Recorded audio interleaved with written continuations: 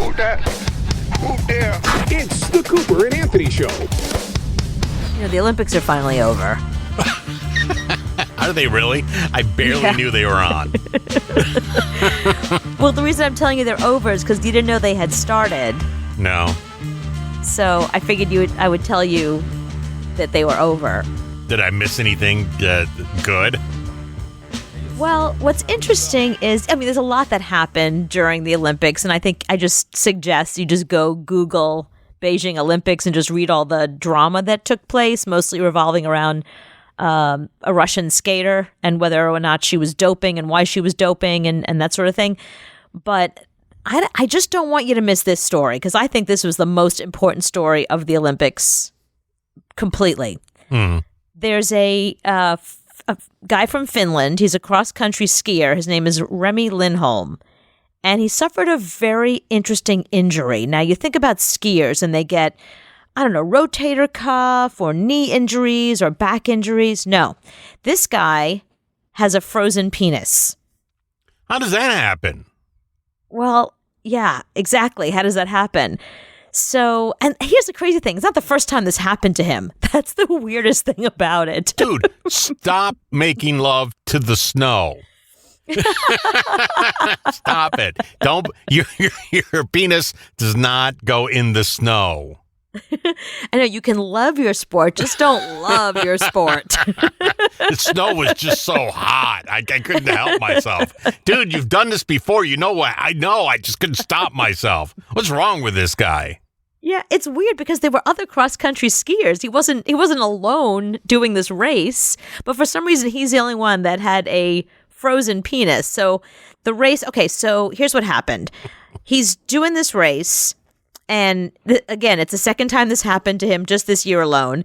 He was 28th in the race, and it was this cross-country skiing thing they were doing, but it was negative 17 degrees.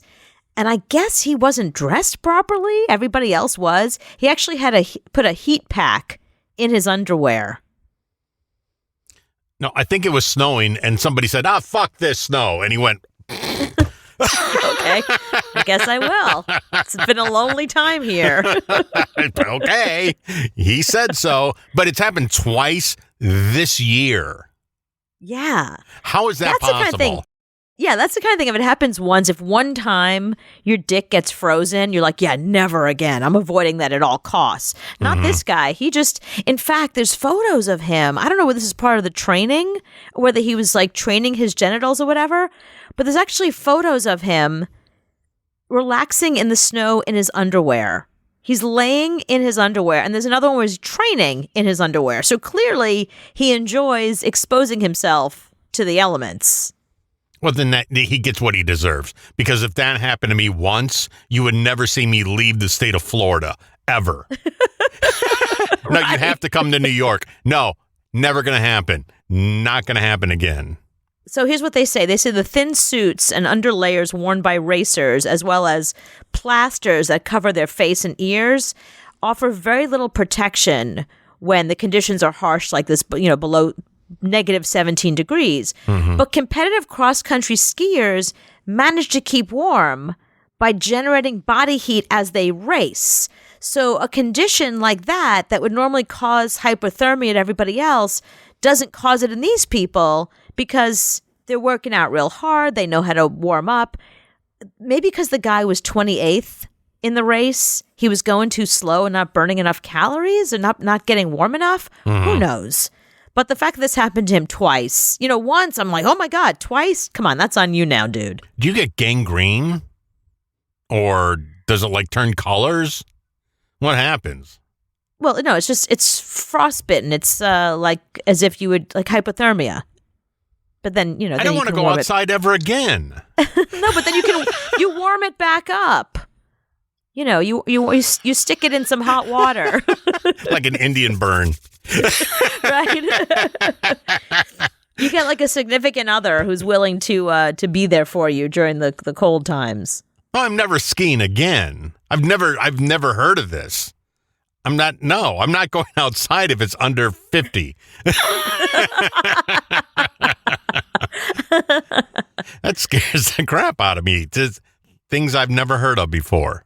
Yeah. I've had like toes get cold and the tip of my nose and my ears, but by then I go in. Like I go inside or I bundle up a little bit more. This guy, I mean, by the time your genitals are completely frozen that you can no longer feel them, you're in the wrong business. Like maybe professional athlete is not the title for you. So you've been that cold outside before? Of course, who hasn't? Me? Well, you I don't mean, live right in now it's like 70 today. So tomorrow's going to be 73. There's times that it's very cold and you underestimate how cold it is, or you're outside and you have everything with you. You just haven't bundled up because you didn't realize how cold it was, or it gets colder as you're out, or when the wind blows, like you're like, oh, it's not so bad, and the wind blows and you're like, holy schniggles, like this is awful.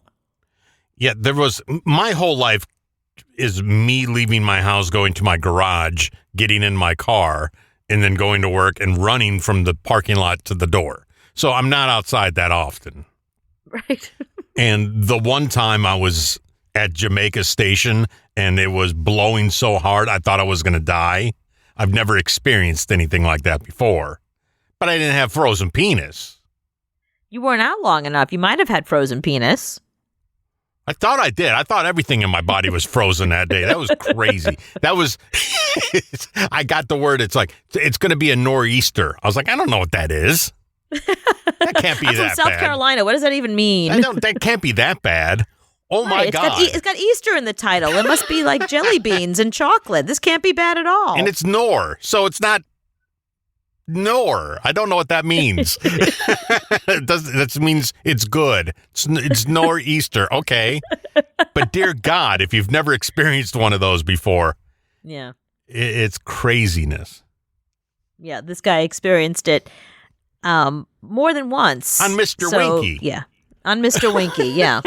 I'm just thinking, at that point, you go, you know what? Maybe there's a spring and summer sport for me. Maybe I should do the Summer Olympics next time.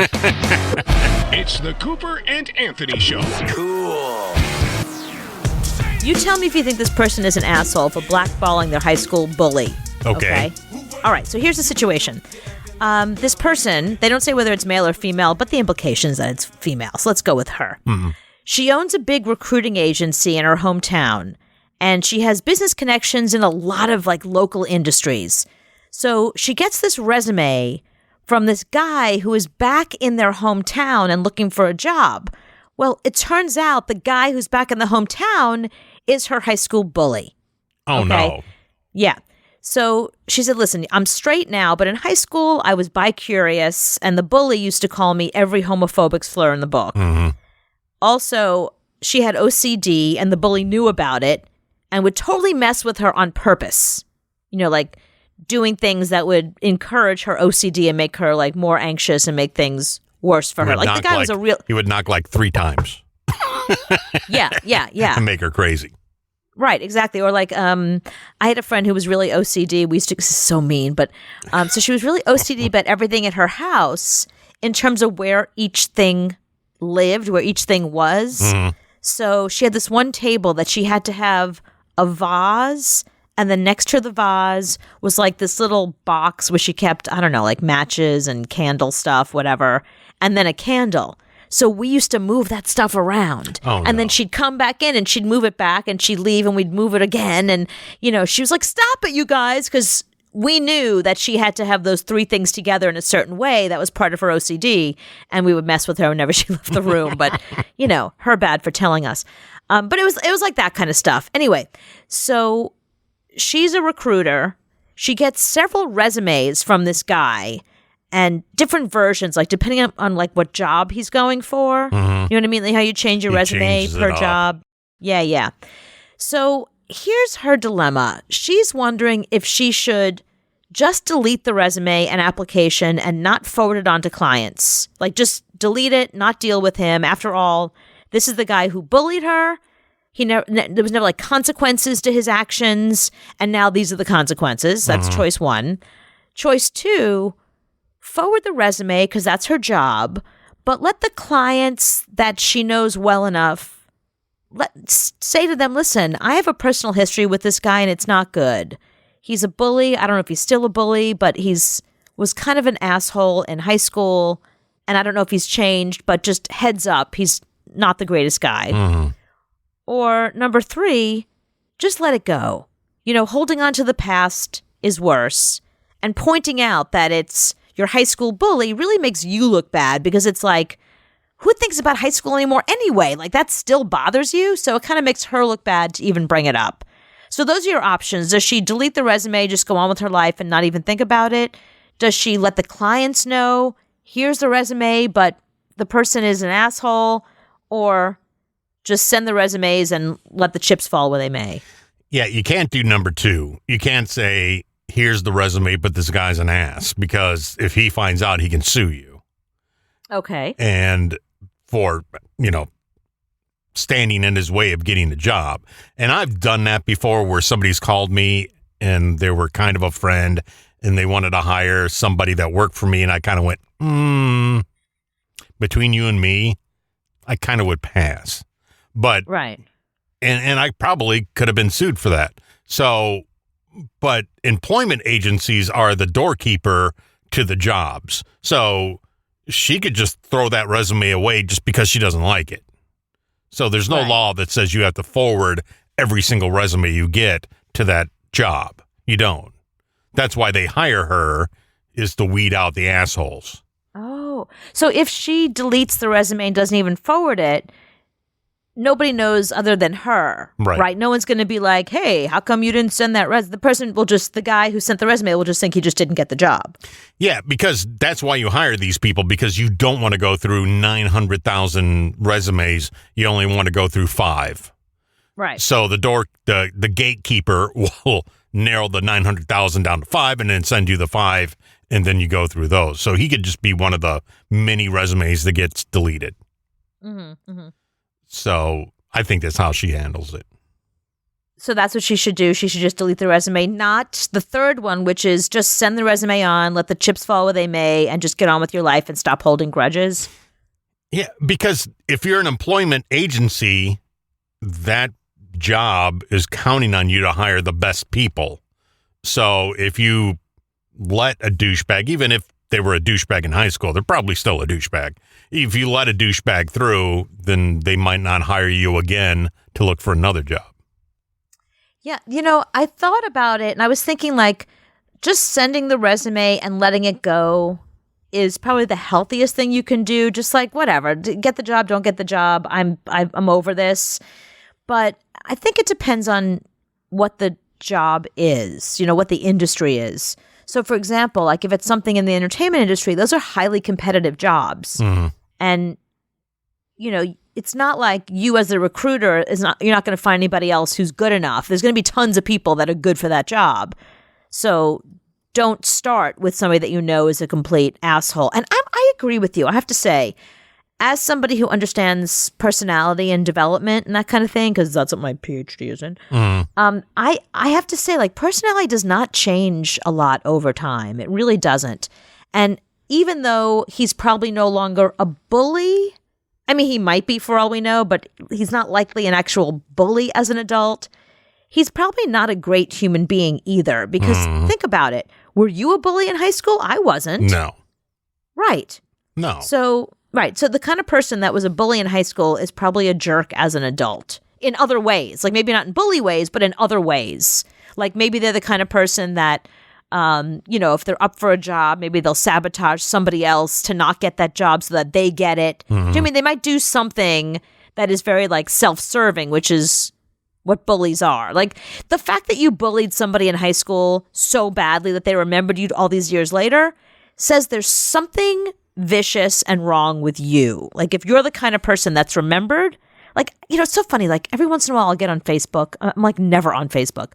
But once in a while I'll get on Facebook, I'll get a message from somebody and they'll be like, hey, I saw you on TV or I read a blah, blah, blah about you. And I'm like, oh, who are you? I don't even know who they are. And turns out there's somebody that I went to high school with. And I didn't have a very big high school. I mean, there was 220 people in my class. That's not a lot of people.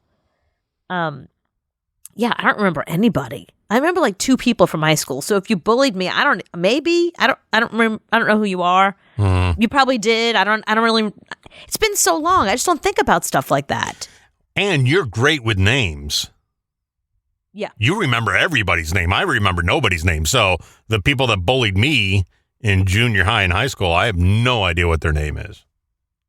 And we didn't really have a lot of bullies. I guess that was the other thing about my high school because it was so small. I can't speak for everybody. There must be some people that felt bullied and some people that did some bullying.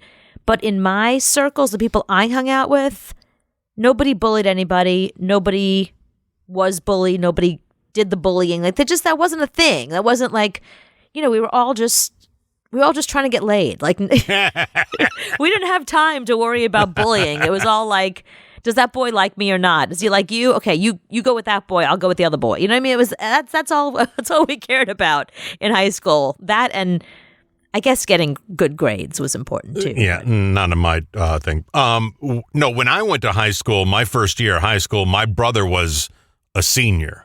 So nobody was going to mess with me with him there. And I think the first 3 or 4 days I was there, I went up to the biggest guy I could find and became his best friend. So nobody's going to mess with me when I got my brother over here who was bigger than me. And then I got a guy that was 320 pounds that I hung out with every day. You're not going to mess with me then. So I lucked out.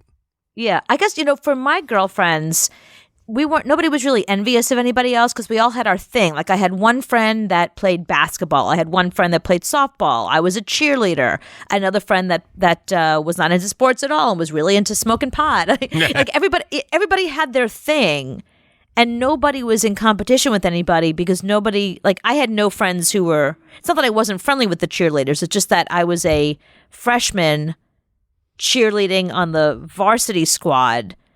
Not because I was anything special, just because I was really small and they needed a little tiny girl that they can put on top of the pyramid and nobody was as small as me.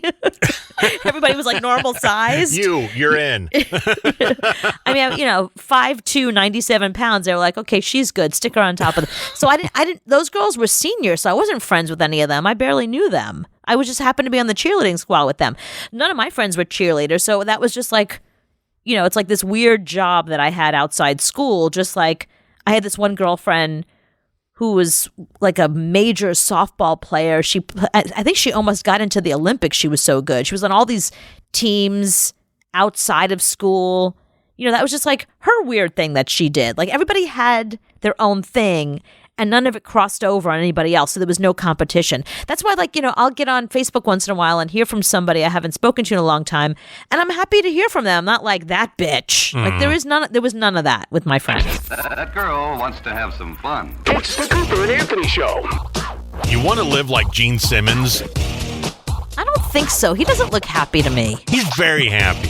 He's Gene Simmons. He's wealthy. He doesn't strike me as happy. In fact, when I watch Gene Simmons' Family Jewels, and whenever I see interviews with him, I don't get the impression that he's living his best life. Do you know what I mean? Like, I feel like he always wants more. I completely disagree with you. I think he's living the best life. If you see him around girls, on stage, around his wife, his mansion that he lives in, the cars he drives, he's doing quite all right. No, I'm not disagreeing with you that he has lots of stuff. I'm telling you that he doesn't strike me as somebody who's happy. If I was Gene Simmons, I don't think I'd stop smiling ever. But now, if you want to live like Gene Simmons, you can buy his house. And his house in Las Vegas now has been up for sale for a while now. That's what I'm saying. That's not good. Why is your house for sale? Why has it been for sale for so long? That is not the marker of somebody whose life is good. I'm just saying. Yeah, he's selling it for $13.5 million. He bought it in 2021 for $10.8 million. So he's trying to make $3.5 million because he's Gene Simmons. Well, let me guess. Here's what I think. I think the house is probably worth $6.2 million. They sold it to him for 10 because he's Gene Simmons and not a real estate agent, and he's trying to sell it for 13 because he thinks because he's Gene Simmons, someone wants to buy Gene Simmons' house. 11,000 square feet, has an 11-car garage. That's the key to my heart right there. 11-car garage. Yeah, you want lots of cars. I want lots of cars. Yes. So you can buy it for $13.5 million. But if you don't have the money to buy it, he says he will accept Bitcoin, Litecoin, Polkadot, Avenue, Tri, or a combination of any one of those cryptocurrencies for his house. Why? Because he said he's been an outspoken fan of cryptocurrency from the beginning. He thinks it's the future of money, and it just makes sense that he will accept that money to buy his house. Here's the thing. $13 million in real estate these days is bupkis. I mean, I can't afford it, but I'm just saying the kind of people that are in the $1 million range of house buying, $13 million is pocket change. And I'll tell you exactly why. I just had this conversation with a girlfriend of mine. She loves to check out Long Island real estate. Now, living in New York City, Long Island to us means the Hamptons. And there was a time that we would hear about houses for sale in the Hamptons that would go for like $20 million or $30 million. Those days are long gone. Long gone. There is a house for sale right now. It's a big giant piece of property that has, I think, a couple of houses on it. It is going for $175 million. And you have to live on Long Island? No, you don't understand. This is somebody's summer home. This is the Hamptons. It's not like regular Long Island. It's the Hamptons. It's still Long Island to me. Well, it's 42 acres. Wow. Yeah. That's just one house. It was originally built for Henry Ford, as in the cars, Ford. Okay. And it's a giant piece of property right on the water, of course, because you spent $175 million, it better be. There's another one that just sold. Somebody bought this. It's a house for $145 million, 20,000 square feet, 42 acres, 12 bedrooms, 12 bathrooms. 42 acres on the Hamptons. Yeah. There's another one. This one's cheap. This one was only $88 million. Oh, will they take Bitcoin for that? Yeah, here's another $72 million. Remember, these are people's summer homes. This is not the place that people live all year long. This is their summer home. $72 million, 20,000 square feet in the Hamptons. Another one, $75 million. Here's another one that's super cheap, $56 million. Oh, we can buy that. That one only has 8 bedrooms, and 25 acres, and it only takes you 4 days to get there from the city. In True. Traffic. I think Bitcoin is worth like $4, maybe $5. So if you want to buy Gene Simmons' house and you have a couple of Bitcoin laying around, there you go. What's your thought on Bitcoin? I liked it up until like 6 months ago when the bottom fell out. Right. So I was like, well, maybe we should buy some. I don't know where to buy it. To me, I hate gambling of any type, then that is a huge gamble. Hey, listen. The world's famous. The Cooper and Anthony Show. Let's listen in. Okay, so here's a couple of things that you probably do at a restaurant. Not you, because you're not very nice. But here's a bunch of things that most people do at a restaurant that you're trying to be polite, but as somebody who has been a bartender and a waitress before, these are the kind of things that our waiters hate this stuff. We hated it. Okay, so for example, and it's somebody that was also a hostess. When you walk in and you see the hostess is seating somebody else and they're asking her questions, and you're like, I don't want to bother her. There are the menus. There's a table. Let me just grab a couple of menus and we'll seat ourselves. No, people do not do that. As somebody who was a hostess at restaurants for many years, yeah, they fucking do. Do they really? The balls on them. And it doesn't matter what level of restaurant. I've worked at like little Mexican joints and I've worked at high-end restaurants. It does not matter what level of restaurant you're working at, because you figure like a little Mexican joint, there's a table, I'll grab a burrito, no big deal, I'll go sit there. You'd think that makes more sense. I've worked at some really high-end restaurants, like reservation-only restaurants, and people still walk right in and they just seat themselves. Happens all the time. So the problem is you don't know the restaurant's system for seating parties. And the one system that we have is you have to make sure that it's equitable for all the waiters. So you can't Right. keep seating people in one section because that waiter is going to get too busy and not be able to serve you. And then you have a whole other section that's completely empty. It's just not how it works. You have to do it waiter by waiter. Or maybe, you're snagging a table that we're waiting for the people next to them to finish eating so we can push that together because we have a reservation for a large party coming. Right. So you're waiting for that table to get up, hurry up and get done. I understand. Right. Yeah. Yeah, so you don't know what the deal is, so don't do that. Wait for the hostess. Don't ignore the specials. And here's the thing that you might not realize. A lot of restaurants you go to, especially in New York City, but the chef is really into getting the freshest. They go to the farmer's market. They have special deliveries that they put together just for you, for those specials. You know what I mean? So, and a lot of waiters, you got to memorize all that stuff. So just, And it's let them cheap. tell you. Yeah, let them tell you. Don't interrupt. You know what I mean? Let them just go in. You might find something there that you really are interested in. Let them do their thing. Mm-hmm. You know what I mean? Don't chat up your server. Take a cue from your server. If the server is a chatty person, chat right back. But once you start, what's your name? And you're talking to them, and this is my wife, and we just came from the theater, and have you seen Music Man yet? That's the problem is, if even the restaurant doesn't look busy to you, the server may have other things to do, like prepping for the busy time. And or it might be like, I worked in one restaurant where there was a door to our back restaurant. So a lot of waiters had to go do stuff at the back restaurant. And you don't know that if you don't never been there before and you come to the front, how would you know? Mm-hmm. So yeah, don't chat up the server. Well, the thing that drives me nuts is when I go out and let's say I take my son. So my son, we sit down, we get the menus, and then he gets on his phone and starts playing on his phone. Yeah. So then 5 minutes into it, I'm like, well, what do you want? Oh, I haven't looked. So no, when that waiter comes up, you better know exactly what you want, how you want it cooked, and what you want as a side. When I used to wait tables, I used to think of things in terms of like every table had a checklist. So if somebody was just sitting down, the first thing on the checklist was drink order.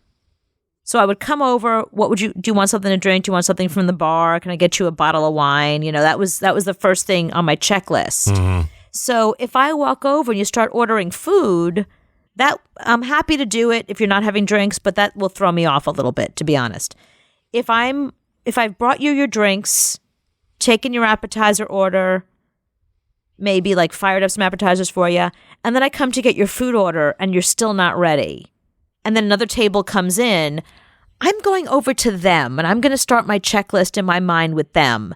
So when you're ready to order, I might not be around. Mm-hmm. Do you know what I mean? So yeah, if your son is playing on his phone instead of ordering, you're going to wait longer to get your order into the kitchen, especially if it becomes a busy kitchen. That's the other thing. Like, okay, so if you walk in, it's not that busy, but you're there at like 7:30, we're about to get slammed. Mm-hmm. So if you take too long to order, the person that came in after you, their order's going in. And then the next person's order, a kitchen doesn't fire up your food based on when you came in. They fire it up based on when I put the order in. Right.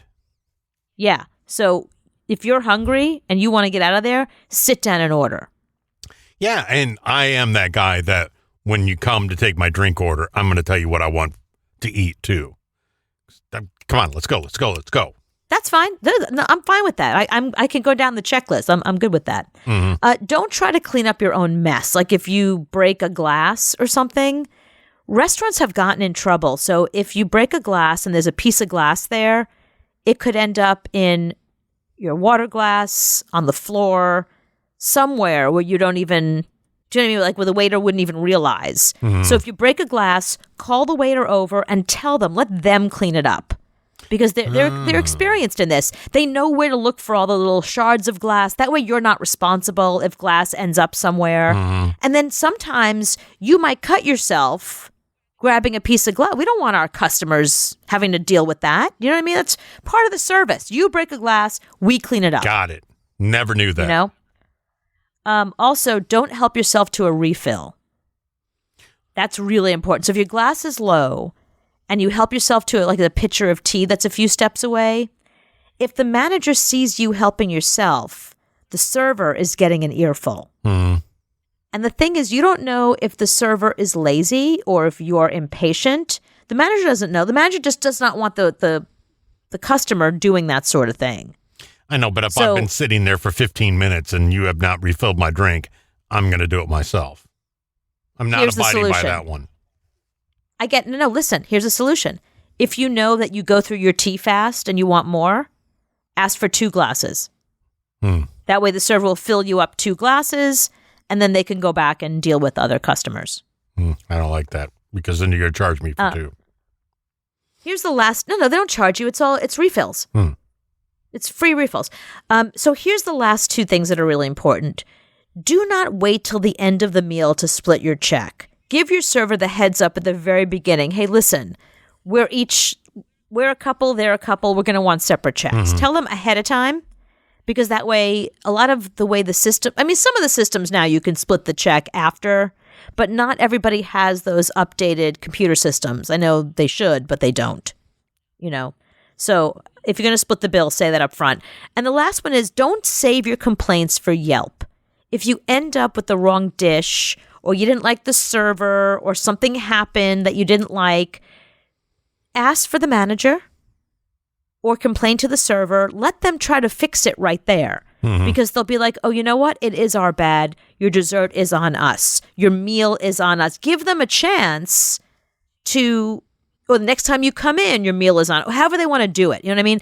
Give them a chance to make the situation better right there in the moment, rather than waiting till you get home and then writing something really nasty when they could have done something to help you.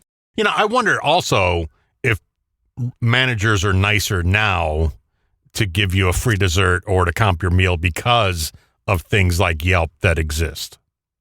Oh, 100%. I have a lot of friends in the food and hospitality industry. They have all told me that, yeah, they live and die by Yelp. Oh, they're scared to death of it. Yeah, which is why a lot of them, they hire people to put a good Yelp review. Right. Yeah, so when you go to a restaurant and you see the Yelp reviews, try to find the ones that look honest. Well, I think when you look at reviews anyway, you look at the really good ones, and then I always go to the 1-star reviews, and I want to see if it's a real review or just a pissy customer. Right. Like, what did you not like? Did you not like something stupid that was your fault, or did you not like something that was genuinely the fault of the manufacturer, the restaurant, whatever you were reviewing? Yeah, when I look at a TV and I see a 1-star review, I go and click on it and they say it was shipped without a cord. That right. has nothing to do with the TV I want to buy. Quality of the TV. Yeah, right, exactly. Yeah. It's the Cooper and Anthony Show. You got me straight tripping, boo. That's right. That's right. Flashback. These are the sounds of days that are past. Days that are past. Days that are past. What are you doing, Chad? My parents have come to visit from South Dakota, so we'll be going to see see if there's any cows around here. Now, how long has it been since your parents have come to visit you here? 2 weeks. About a year. Oh, okay. I see my parents like twice a year or so. Okay, that's not so bad. Oh, is that good or bad? I don't know. No, it'd be nice to be able to see them more often than that. And it's fun. Did you guys get together and do fun things? Sit around and watch the grass grow. Well, it depends on some days we'll just kind of sit out and chill. Tomorrow is an active day. We have some events planned, things going on, and kind of play it by ear. Tomorrow's like a tampon commercial. It is, actually. I can swim. Yes. I can horseback ride. I can jog. Right. Hopefully there won't be any swimming. Because if there is, we'll be in trouble because we're going to be on a boat. Okay. And if they're swimming, something is going terribly wrong. Now, her parents are a little nutty. He likes to talk about the weather all the time. Yes. And how much rain and all that kind of stuff. Have your parents and her parents met? Oh, yeah. They live in the same town. Do they hang out regularly? No. They have no relationship other than... A little bit here. They'll, if they see him out and about, they'll chat. They'll see him at the local Hardee's or whatever. Right. But they don't make any plans to get together? Not really. Your parents only talk about the weather? Well, I think everybody likes to talk about the weather, but don't not they? all the time. No, nobody likes to talk about the weather all the time. Are in-laws supposed to be friends with each other? If they live in the same town? Especially if they live in the same town. Well, they weren't friends before we got together, so I guess there's no reason they. No, but of course they weren't friends. They didn't know each other. They met through you guys. Right. Mine are who they were. Mine are friendly to each other. I don't know if they're friends, but they're friendly. Well, what I mean is, I realize they're friendly. Like if there's a family event and everyone's there, no one's beating each other up. I would imagine. But do they actually make plans and hang out together separately when you guys are not around? Yours, Anthony? No. Never at all. Yours don't? No. But they don't live in the same town either. They don't live in the same town. They live about 2 hours away from each other. Are they very different from each other? How come they don't hang out? Because they live about 2 hours away. But I don't even think if they lived next door to each other, they would really hang out. Two different lifestyles, two totally different people. Yeah. 4 totally different people, I should say. Is that what it is? Yeah. Couldn't be any different. My parents, as you know, prefer Sean Lee to me. So, of course, they love his parents. Do they really? And here's the weird thing. His parents are divorced, yet my parents continually invite them both places. And because they don't want to be rude, or they actually like my parents. I think they do. They all show up. But it's weird and uncomfortable for Sean's parents to be, not weird and uncomfortable, but it's like, it's not like they're a couple. Right. Even after all these years, it's still a little odd. Yeah. They get along well. They seem to tolerate each other. No one's mad at anybody. But it's still weird. Yet my parents continually, they do this. They love them so much. They can't get enough of them. And I think Sean's parents have gotten plenty of my parents. I think they've reached their limit with my parents, because my mom is constantly inviting Sean's dad to do stuff, and she always wants to have parties. That's weird. And is it vice versa? Does he invite your parents to do stuff, or is it a one-way kind of deal? It's totally one way. I mean, they have invited my parents up to Connecticut for Easter. Mm-hmm. If they're doing something at the house with the whole family. But you guys would be there too. Yeah, we're there too. Yeah. Then that's fine. But if they're up there separately, but your parents invite his parents to do stuff when you guys aren't even there, right? Yeah, absolutely. And my mom loves Sean's mom. They have a lot in common. They're the exact same age. They both love Sean more. They both love Sean more. That's 100% true for both of them. But yeah, my parents can't get enough of them. And I think my parents could be a little overwhelming, I think, for people, especially my mom and my dad. They're both very overwhelming, as you can imagine, the seed that I've come from. Yeah. We need to meet them. The apple does not fall far. But yeah, if I called my mom and said, "Hey, what are you doing? I'm out with the in-laws," that'd be weird. You go, what? What? Just because they would talk about secrets. I don't know. It would just be weird. Said, it's 2 worlds colliding. I was at Walmart and we ran into the in-laws. We had a nice chat. Yeah, that's fine. That would be understandable. Chat has to last 5 minutes max. Yeah. See, I can't tell which is more unusual. The fact that Chad's in-laws and his parents all live in the same town and they don't hang out, or the fact that, the thing that you guys have, Anthony, you have grandchildren for them. So you would think that they would want to bond because of the grandchildren. It's almost like saying, I don't know if this Chad and Mrs. Chad thing's going to work out because there's really no kids involved. You're right. You are so right. So let's not become too close. Right. Because, any day now it could be over. Whereas you guys, the grandchildren, that's the glue. Now they're all stuck with each other for life. That's it. They're the grandparents of those little boys. You'd think they would try to make more of an effort to be, family. You have a point, but one set of parents live way north, one set of parents live way south. So it's not like they're even close to each other. We're talking Maine and Florida here, or what? We live in the middle of the north and south, right smack dab in the middle of both the parents. So, and like I said, they couldn't be any different. They have nothing in common. Yeah, they have the kids in common. So do they email? That's the only thing they have. No, that's the only thing they have in common. They have nothing in common. They don't email or call. No. See, I feel bad because my mom can be very overwhelming, and she really loves Sean's dad. And she doesn't seem to grasp the fact that he's not just allergic to cats. He will die. Like, if he is around a cat for more than a second, you got to call 911. That's where Sean gets it. Yeah. But my mother continually wants to have dinner parties at her house and invite Sean's dad. Cat Central. Okay. Cat Central. Yeah. Okay, let's look at it this way. She says, wait. And she says, can he take a pill? Like Sean. It's like, no, he can't take a pill. So why don't you make some other plan with him? Why does it have to be about what's good for you? But she wants to show him the house, and she just wants to be around him. He's one of those guys. He's fun to be around. He's a raconteur, exactly, Chad. He tells great stories. This is a guy who at one point was on Broadway, and he knows famous people, and he's got very funny stories. It's fun being around him. So. And she's, theater girl, so she fancies herself she thinks that they're colleagues in some way. Right. All right. I think. So let's say, God forbid, something happened to your dad and his mom, and your mom and his dad got together. Is that weird? If my mom and Sean Lee's dad got together, yeah, I'd be thrilled for them.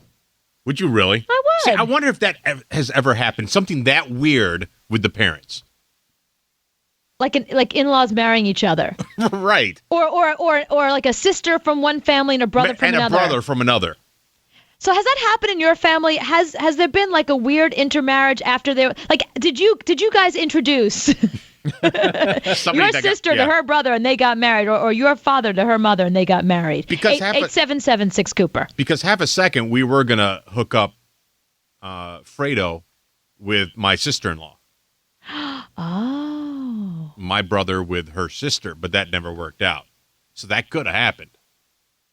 That's weird. Can you imagine if, I mean, I know how you feel about Fredo now, but let's say he was still in good graces. He didn't dishonor the family. He's not a, yeah. Yeah, he's not a. I can't say it. Yeah, he's not a Richard. How would that be if he married your sister-in-law? So that would make your sister-in-law still your sister-in-law. That would make me my brother. No. You'd be your brother. Wow. You'd be your own brother. Your sister. I would be my grandson. Your sister-in-law would be your mother. Wow. Wait a minute, and that would make your wife your daughter. You can't do that. No, it would make my wife my son. So you got it too confused. Oh, okay, I get it now. Angie, who hooked up at your house? Well, it was my friend's house, and they, the parents did a whole, wife swap thing. The in-laws broke up. Both sets of in-laws broke up and married the other spouses. That didn't happen. It seriously did. Like a real wife swap. Yeah, totally. And how'd your friend deal with it? I think she's still in therapy. Are they still together? Both sets? No, one set made it and the other one didn't. Interesting. Yeah, it's kind of creepy. It's so, their parents, they were all siblings then. Oh, goodness. Yeah, it's really creepy. But for the couple that it did work out for, good for them. You never know where you're going to meet somebody, I guess. I guess, yeah, that's one way to meet people at family gatherings. So her father-in-law is now also her stepfather. Yep. And her brother. Well, yeah. And she's her mother's grandmother. Right. Exactly. Yeah. That's like, Chad, if your mother married her father. Right. Then that would make Chad and Mrs. Chad cousins. I know. And now you understand a little behind the scenes insight why I'm not typing anything on what people are saying, because I can't follow it. My sister's brother married this. What's your name? That's all I can remember. Hey, Ashlyn. Hey, Cooper. Now, Ashlyn, how weird is the family tree now? Well, my grandparents are married, and my grandfather's sister and my grandmother's brother are married. Wow. And then my grandfather's sister and my grandmother's cousin are married. Is it a small town? It is a very small town. It's actually Happy Valley, which is in Caldwell County. Oh, so it's not like they had a choice. Yeah, there's probably 30 people in their high school, so you gotta marry somebody, and someone's gonna be related to somebody else. Oh yeah. Do you have 3 heads? No. Oh, okay. I know.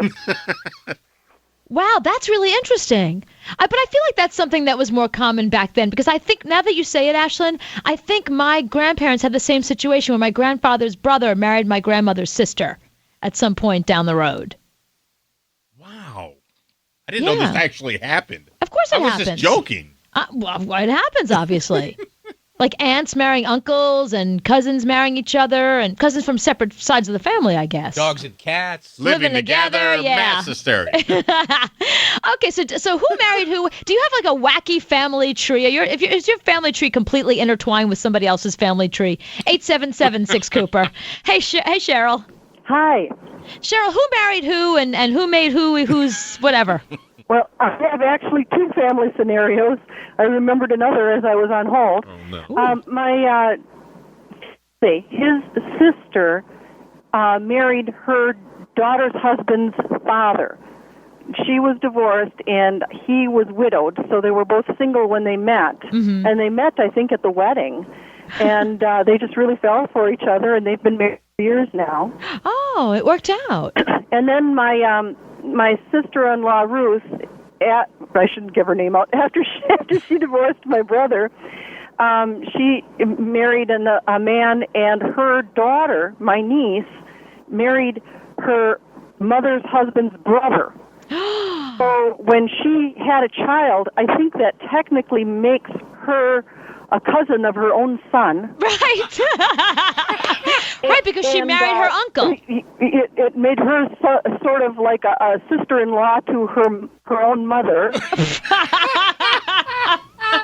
and I was trying.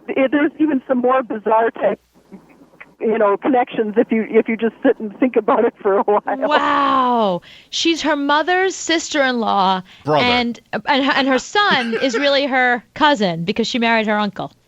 Yes, and somehow it works out that her granddaughter is also her niece. Wow. It's just really truly bizarre. That must be I mean, seriously, if they ever try and do a genealogy of that family, they would just be like, forget it. Monkey. Just forget it. Yeah. Thank you, Cheryl. That's an interesting one, don't you think?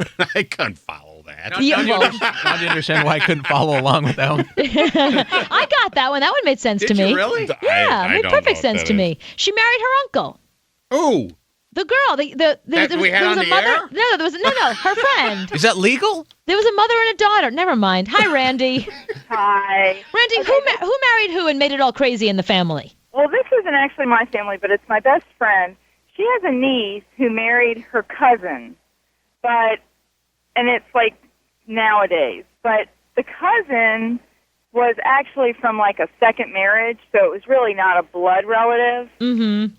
But they grew up together, going to family reunions and going here and there, and then they decided they were in love and they got married. And so I met her at my friend's dad's funeral, and I was like, oh, well, how'd you guys meet? Because they were just married, like just newlyweds.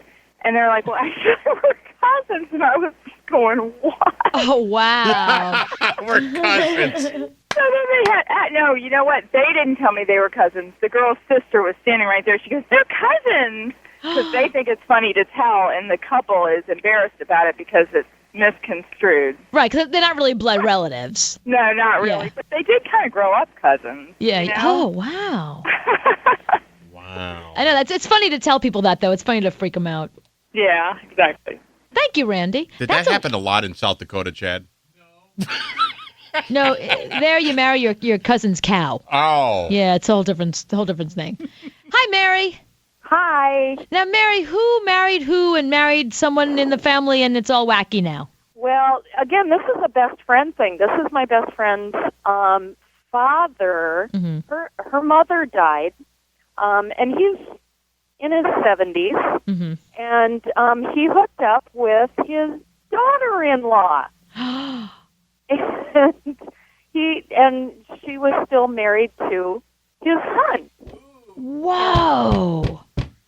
And my friend took him on vacation, and he said that he had a lady friend, and that what it turned out to be was her own sister-in-law. And here's the sad part, is that the sister-in-law has two young, very young children. Probably 6 years old is the oldest. And is the guy's son the father?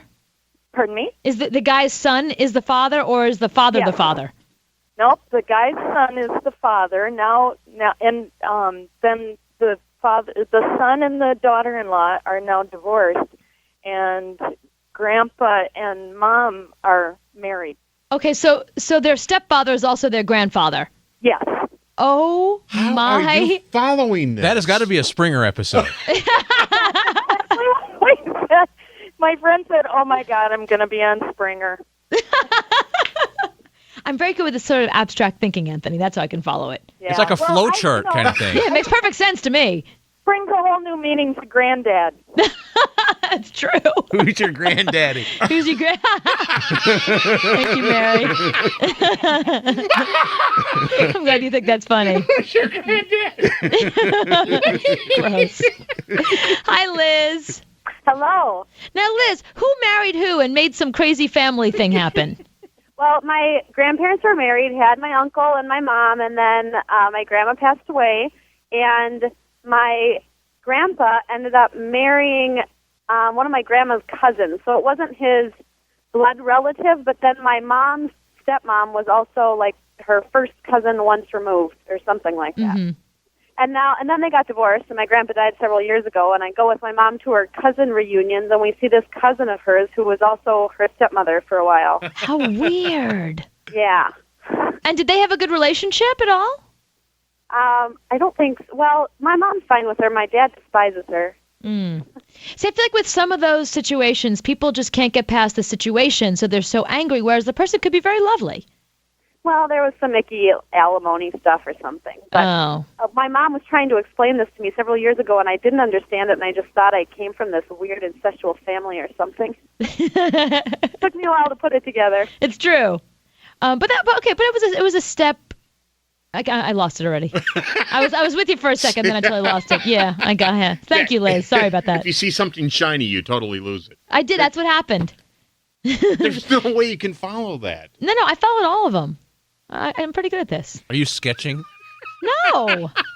I'm thinking abstractly. Okay, Sam, what kind of wacky family tree you got going on? Mine, we didn't know it until after many years. We found out our family tree has a hole in the middle of the trunk. Oh, no. And squirrels are just jumping through it. Along with my grandmother, when she found out, we found out my great-grandfather, or is that two greats? I don't know, had actually married his half-sister. Okay, half-sister. Not stepsister. But half-sister. Half-sister. That means same daddy. They have one of the same parents. Yeah. Same father. They share DNA is the point, yeah. Yes, they did. That does, however, explain the 6 toes on the right foot and the 3 ears. No! He's joking. You're joking. You're joking, right? I'm joking. Okay. Thank you, Sam. Wow. See, I don't know how you do that. What? How you follow it. I know, really. And how do you look at your stepsister or half-sister and go, how you doing? Yeah. Well, that one's easy enough to follow. It's just really creepy. I think it makes more sense to set up your in-laws. Because that makes more sense. No, I want to hear more how you doing your stepsister. Oh, no way. Your half-sister, how you doing? Okay, how wacky is your family tree? Hooking up at the family reunion. Hooking up at the family. I'm not even kidding you. If my dad left my mom, I'd be thrilled if my mom married my father-in-law. I think they'd be very happy together. I'd be happy for them. Hi, Heather. Hi. Heather, what's going on in your crazy family? Well, my mom and dad divorced like over 20 years ago. Mm-hmm. And about 5 years ago, my aunt divorced also, and this is my mother's oldest sister. Right. And then my aunt and dad decided to start dating, and they're married now. And so my cousins are now my step-siblings. And so, my dad is also my uncle. What? When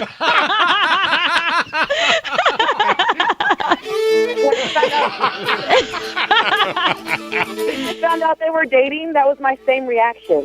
Oh, wow. And wait, are you like, Dad, I hate Uncle Dad? Yes. And now my aunt's my stepmom, and it's just all weird. But do you like her? Oh, yeah, she's the coolest. Like, she would, before she got married to my dad, she'd take me out and we'd do stuff together, and like I'm to drinking age, and so she'd take me out for drinks and stuff like that. But now, I'm not so much. Yeah. So it's not that weird. You found a way to work around it. Yeah, but like now we don't hang out anymore. I mean, like she's my. I know it's not that West Virginian kind of sort of thing, but it kind of is to me. But now, did she thank your mother for introducing her to her husband? No, not really. But believe it or not, my mom was actually okay with it. You know, Really? She's like, whatever. She goes, if they're happy, they're happy. Your mom didn't go to the wedding, though, did she? Yes, she went to the wedding. It was her oldest sister. Oh, okay, well, if she didn't marry her, the woman's ex-husband. I would understand if she didn't want to go. Well, yeah, I would have too, but yeah, she went. Wow. I just hope there was no like But it makes sisterly sense advice why- given, you know? You know what he really likes? Thank you, Heather. Thanks, Heather. Oh, man. Elizabeth, is your family tree just absolutely bent out of shape? Oh, God, bent out of shape. Are you kidding? How bad? It's not my real name, and I can't do that because if I did, I'd get in so much trouble. Okay, so it's really Gwyneth Paltrow. Go ahead. Right. Okay. I have a sister who, my younger sister, who went up to take care of my older sister's newborn and started to have an affair with her husband. Yeesh. So eventually my older sister divorced her husband. And How did she find out? Receipts and stuff, things like that, and people telling her what was, and the maid in the house and stuff, because this guy's a millionaire. Oh. Maid in the house kind of said, there's things going on when you're not here, because she was a Macy's general manager in New York, and so she'd fly back and forth every week. Lived in Michigan. And eventually what happened is she got divorced. My younger sister got divorced from her husband, and then she married my sister's husband. They actually ended up getting married? Wow. Yeah, they got married. They've been married, oh, God, I don't know, 15 years. Wow. And let's see, 1994. That would be 14 years. Yeah. And was she as cool about it as Heather's family? Did they all go to each other's wedding and stuff? No. Okay, I didn't think so. Oh, my God, my parents disowned my younger sister. Really were upset with her for what she had done. She had no conscience about what she had done. Right. And my older sister ended up finding a really neat guy. Oh, so she ended up with somebody good. Okay, I'm glad to hear that. Yeah, it all worked out. I mean, this is really weird. Now my younger sister is the stepmother and the aunt of her two nephews from my older sister. Oh, it's so confusing at that house. I can't follow that one. So you got to get Mother's Day cards and nephew cards. Yeah, exactly. Yeah, Wow. Thanks, Elizabeth. Oh, whatever your name is. Hi, Mike. Hi, how are you doing? Now, Mike, how wacky is your family tree? Well, I'm not really going to talk about my family, but I'm from central Minnesota, and we have some large Catholic families around there. And one of my neighbors actually had a family of, I don't know, I think it was 9 kids, and not 2, not 4, but 6 of that family ended up marrying 6 of another family. Wow. It's so weird, the odds of that even happening. I don't know. I think it would be probably around 1 in a couple 100,000. Exactly. I mean, it doesn't even seem like it would be possible. I could see like a sister marrying, the same brother in the family, but 6 kids marrying 6 other kids. Yeah, of 2 separate families. I don't know if they were all brothers marrying all sisters or if they were mixed, but it was siblings and siblings, That's some family reunion. That's a really close family. Can you imagine Christmas? You just come over to one house, everybody. But that, in a way, that's kind of nice because it's 2 separate families, so no one's blood related, and then they all found each other. That's kind of nice, actually. Hi, Mike. But when one break up with another one, it's a mess. Yeah, it's true. Yeah, if they break up, you're right. Yeah. Mike, is your family tree kind of wacky? Oh, a little bit. Let me hear. I want to start out by saying I've seen you on HNN, and nice. Oh, thank But, you. Yeah, on the show Biz Tonight, right. Yeah, I've got a kid, our cousin, whose wife left him for another one of our cousins, and there was a 8-year difference. Mm-hmm. Everybody thought that was bad until the first cousin got with his ex-mother-in-law. There's a 33-year difference. 33? Oh, my gosh. And now that how happened about 5 years ago. Now if you see one of them, you see all 4 of them.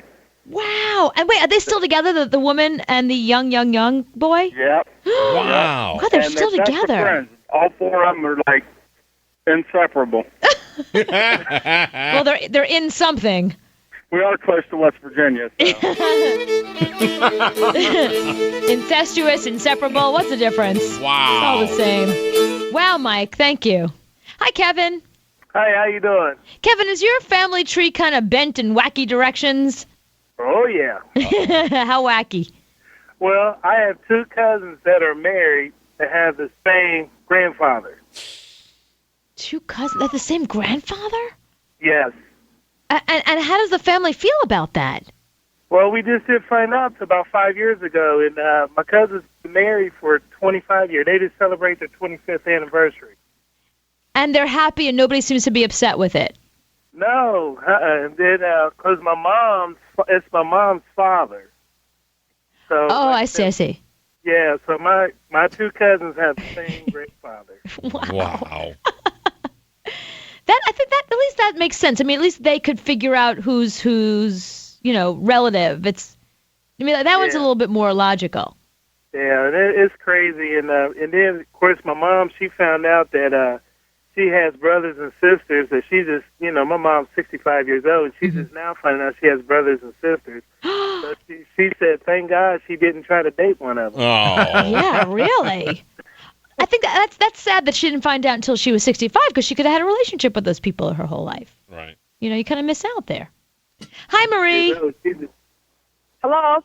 Hey, now, Marie, how wacky is your family tree? Oh my God. 10 years ago, when my grandmother died, I'm from Michigan, and we went up north to the UP where my grandmother was from. Mm-hmm. And at my grandma's funeral, my cousin went after my husband. And that was in July, and by September, he committed adultery. October, I kicked him out. The divorce was final the following March, but he's been living with her husband, her mother, and her 5 kids by 3 different men. No. In Utah for the last 9.5 years. And he is miserable, and he made his bed, he can lie in it. That's right. Oh, good riddance, Marie. Thank God you're free of that guy. I know, but before all this happened, he was the most wonderful man in the entire world. And everybody, including his own family, was shocked that he did this because it was so out of character for him. Mm. His family kept me and got rid of him because he even turned against our children. That's not cool. No, yeah, that's too. He's obviously something happened to him because you don't go from being a wonderful guy to being a complete jerk. Where in the UP did this happen? Calumet, Laurium, Michigan. I know it well. You do? Yep. All my family's Upers. I'm a Finlander myself, don't you know? Chad, do you understand what's going on here? I have no idea. No. But I still have some family the good side of the family that still lives up there in the Laurium, Calumet area. My family's a Marquette. Oh, okay. Well, I'm familiar with that. I love Touchy Finland and Marquette. Yeah, see, you got to go get me a pasty and bring it down. Okay. Are you 2 cousins? There's something going on here. Should Mrs. Anthony worry? A little too familiar there. Hey, Eddie. Hey. Eddie, how weird and bent is your family tree? Well, it's mainly because of me, I guess. What'd you do? Well, my ex-wife, double ex-wife, I married her. We was married for 7 years. We got divorced. She married my son-in-law's brother. Oh, hold on. Go. Your phone's breaking up. Go back. Okay. She married my son-in-law's brother, and she married him. Okay. she was married to him for 5 years, and then she divorced him. I paid for both divorces, and then we got remarried. for another 7 years, and now we're divorced again. And did she go back to him again? No. Oh, gosh, no. No, as far as I know, she's single now. and so am I. How you doing? Oh, Eddie. It's crazy. It's crazy. That is crazy. I love my son-in-law, though. I just, don't get along with his brother. There's one wacky family tree. Wow. Oh, man.